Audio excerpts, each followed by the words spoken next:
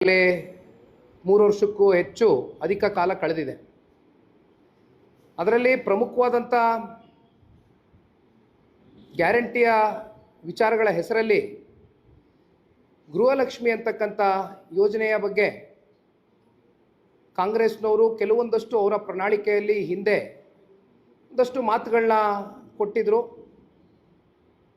ಆ ಮಾತಿನಂತೆ ಬಹುಶಃ ಒಂದು ದೊಡ್ಡ ಮಟ್ಟದ ಒಂದು ಸಂಚಲನ ಇಡೀ ರಾಜ್ಯದಲ್ಲಿ ಎಲ್ಲ ತಾಯಂದಿರುಗಳಿಗೆ ಮನೆಯ ಹೆಣ್ಮಗಳೇನಿದ್ದಾಳೆ ಅವಳಿಗೆ 2,000 ರೂಪಾಯಿ ಪ್ರತಿ ತಿಂಗಳು ಅವರ ಖಾತೆಗೆ ಜಮಾ ಮಾಡ್ತೇವೆ ಅಂತಕ್ಕಂಥದ್ದನ್ನು ಕಾಂಗ್ರೆಸ್ನವರು ಭಾಳ ಸ್ಪಷ್ಟವಾಗಿ ಅವರ ಪ್ರಣಾಳಿಕೆಯಲ್ಲಿ ತಿಳಿಸಿದರು.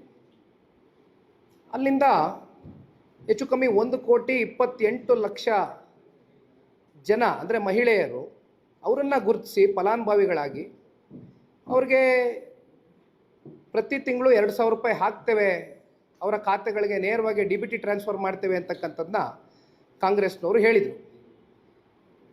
ಇದರಲ್ಲಿ ನಮ್ದು ಯಾವುದೇ ತಕರಾರಿಲ್ಲ. ಯಾವತ್ತಿಗೂ ಕೂಡ ಜನತಾದಳ ಪಕ್ಷ ಗ್ಯಾರಂಟಿಗಳು ಕೊಡ್ತಕ್ಕಂಥ ವಿಚಾರದಲ್ಲಿ ನಮ್ದು ಯಾವುದೇ ರೀತಿ ಆಕ್ಷೇಪಣೆಗಳಿಲ್ಲ. ಆದರೆ ಇವತ್ತಿನ ಪ್ರೆಸ್ ಮೀಟು ಮಾಡ್ತಾ ಇರ್ತಕ್ಕಂಥ ಮೂಲ ಉದ್ದೇಶ ಇಷ್ಟೇ.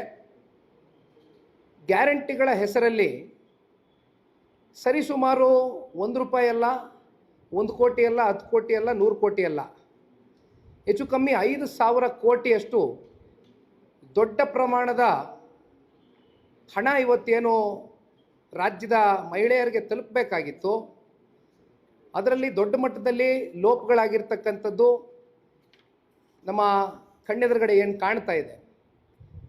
ಈ ಲೋಪದೋಷಗಳು ನಿನ್ನೆ ಮೊನ್ನೆ ಆಗಿರ್ತಕ್ಕಂಥ ವಿಚಾರ ಅಲ್ಲ. ಇದು ಎಲ್ಲ ಮಾಧ್ಯಮದ ಸ್ನೇಹಿತರು ತಮಗೂ ಗೊತ್ತಿದೆ. 1 ವರ್ಷಕ್ಕೂ ಮಿಗಿಲಾದಂಥ ಹಳೆಯ ವಿಚಾರ ಇದು.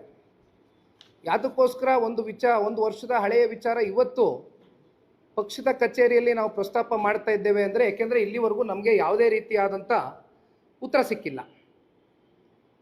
ಪ್ರಾರಂಭಿಕ ಹಂತದಲ್ಲಿ ತಾಂತ್ರಿಕವಾದಂಥ ಲೋಪದೋಷಗಳು ಆಗಿದೆ ಅಂತಕ್ಕಂಥದ್ದನ್ನು ಸರ್ಕಾರ ಮೇಲ್ನೋಟಕ್ಕೆ ವ್ಯಕ್ತಪಡಿಸಿದ್ರೂ ಕೂಡ ಇದರ ಆಳ ಆಗ್ರಹವನ್ನು ತಿಳಿತಾ ಹೋದರೆ ಎಲ್ಲೋ ಒಂದು ಕಡೆ ಸರ್ಕಾರ ಮೌನಕ್ಕೆ ಶರಣಾಗಿರ್ತಕ್ಕಂಥದ್ದು.